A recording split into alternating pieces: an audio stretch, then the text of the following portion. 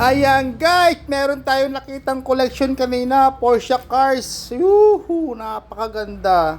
Sa Makati po yan, sa Forbes Parks sa loob. Pero hindi siya for sale. Just show it lang po ito. Siya kasi sa mga gusto kong sakyan, dati itong sasakyan ng ganito. Pero sad to say, hindi ko nasakyan kasi hindi siya pinahintulutan ng may-ari na sakyan ko kasi naka-jack siya kasi vintage po ito, gusto nilang ma-preserve. Ayan, pinahintulutan ako, videohan lang siya. Tinatanong ko ako yung price nito, hindi nila masabi pero I think dahil collectible itong sasakyan na to, mahal siguro to, almost mga million, mga 5 million, ganyan siguro ang price na ito.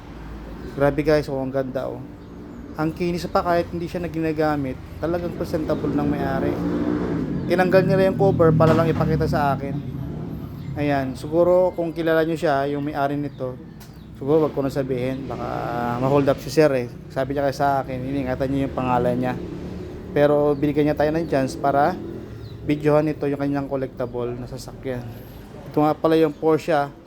Hindi ko alam kung anong model ito eh. I think siguro guess nyo guys kung anong model to. Siguro mga 1958. Tama ba?